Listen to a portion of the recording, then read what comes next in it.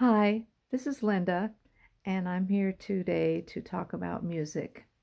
And I just want to let you know what's going on with my teaching.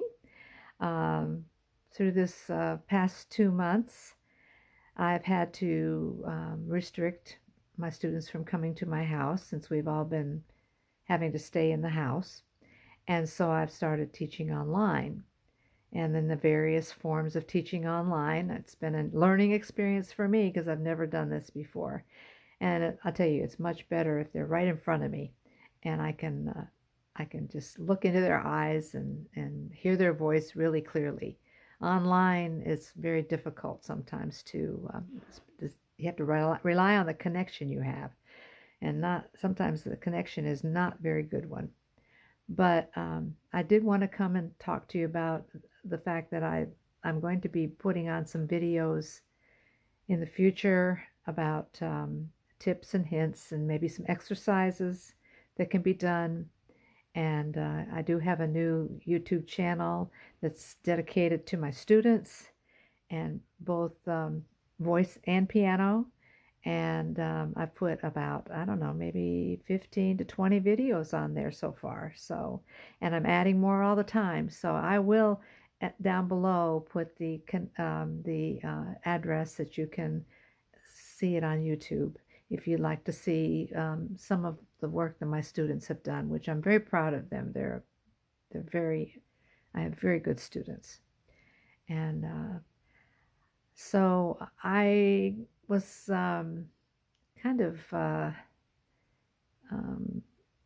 encouraged to put this video on because this morning I listened to a podcast and I thought there has to be something on there about vocal teaching, and there was. And this podcast is called "Sing Better Fast," and it was by two fellas that have been in the music industry a long time.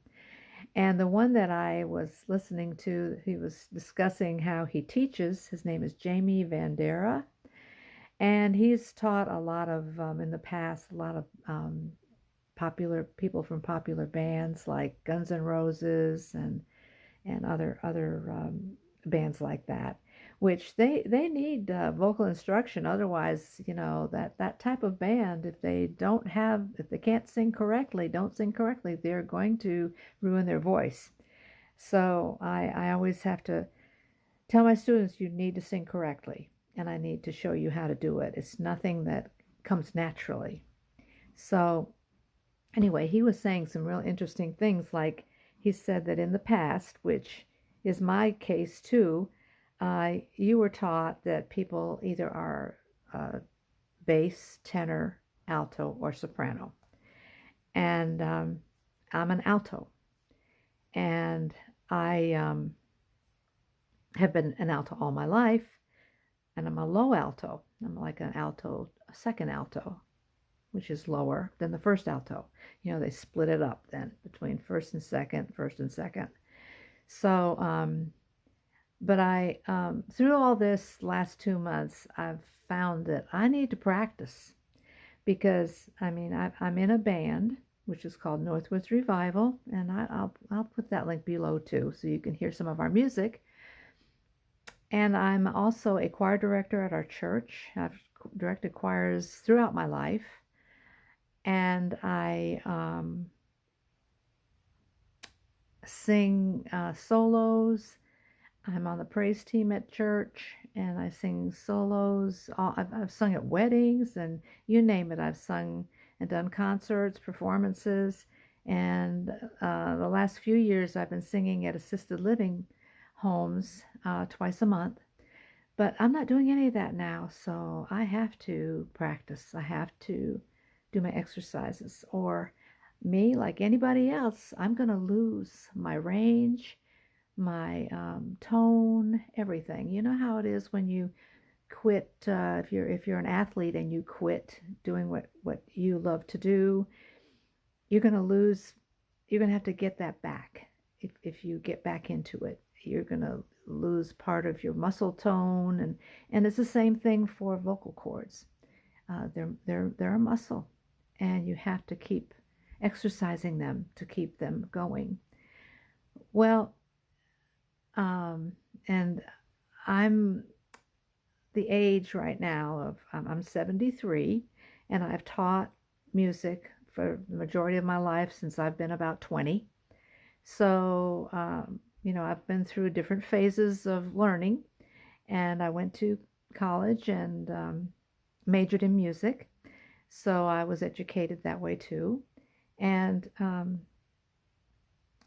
uh, one thing that Jamie was saying this morning, that he didn't think that it was good to teach that you're an alto or a soprano or a tenor or a bass. He feels like that limits you.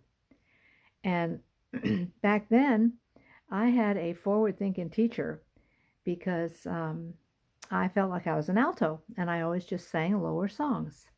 Well, when I got to school, he started teaching. He was my vocal instructor, and I was also in one of the better the well, really I feel like it was the greatest group in the school, the music group that we traveled and we sang in churches from Michigan down to Tennessee, and we did a lot of that.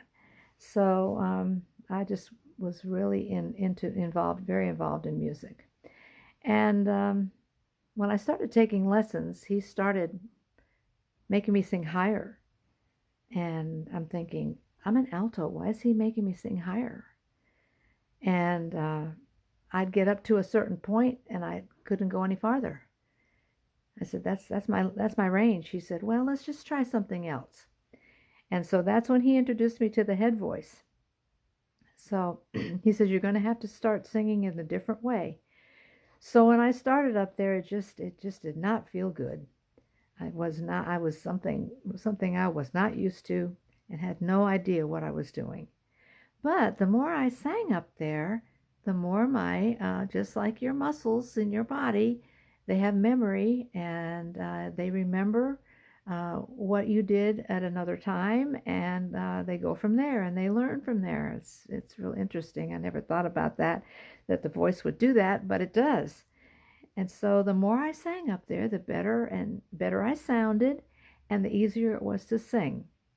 And so, as far as what Jamie said, yes, he is right. You can't put a limit on a range of singing. So how I teach my students is I try to get them to 3 octaves, and usually when they come, they're singing about an octave and a half. Maybe just an octave. It depends on the voice. But through exercising, I give them these exercises, and we just keep going as high as we can go and as low as we can go. And we keep doing this, and the more you do it, your range expands.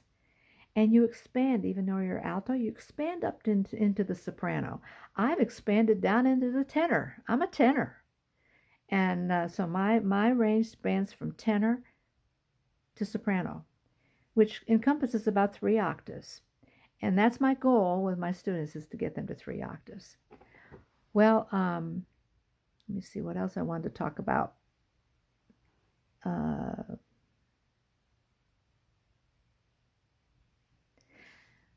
Just to give you an idea, if you want to know what an alto's range is, we're on a piano. There's a middle C right in the middle of the piano. It's it's sort of like a la. That's a middle C or around there. I don't have perfect pitch. I have relatively perfect pitch, which I can tell if I'm a note here or there away from it. But there's not many people who have perfect pitch, that they can just sing a note and that's exactly what the note is. But people are born with that, though. It's real interesting. I have no idea how they ever it's just something, it's a God-given thing. Anyway, so if I go la, then I will just have somebody go la la la la la la la. Now that's down in the tenor. That even might be in the baritone area. So, and then la la la la la la la la. I got up into the soprano there. So this is what I do. I work with people and get them to expand their voices. So if you sing like la la la, like Mary had a little lamb, that means you're an alto. If you sing Mary had a little lamb, that means you're soprano.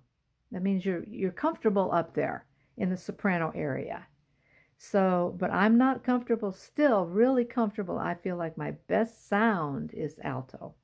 And everybody's got their sweet spot in their voice. So, this is what I teach. I teach the um, the way to expand your voice, and also to everything is expanding the voice, learning how to breathe. And this is what I'm going to do videos on, certain exercises and ways to do this. And so in the future, that's what I'm planning on doing. And if you have anything or any questions that you want to ask me about singing, please note it below, and I will discuss that with you. I will answer your questions. And if it's something that a lot of people ask about, I will do a video on it. I promise I will, because it all goes together. And you know, you hear on karaoke. I use a lot of karaoke on YouTube to teach my students, because that's a way they can practice at home. They can practice with these songs. Well, these songs are written for the artist who recorded them. So, of course, they're going to be written in the key that is best for that artist. But that doesn't necessarily mean it's my key or the student's key. And they're going to have to adapt to that. That's why we need to get this range going, because it may be a little bit too high, but if I get you to be able to sing higher and feel comfortable up there, you'll be able to sing it. Or they may be a little too low, like people like Carrie Underwood, like Kelly Clarkson, Pink. They all have these big ranges, and they have learned to expand their vocal range. That's what makes them so great.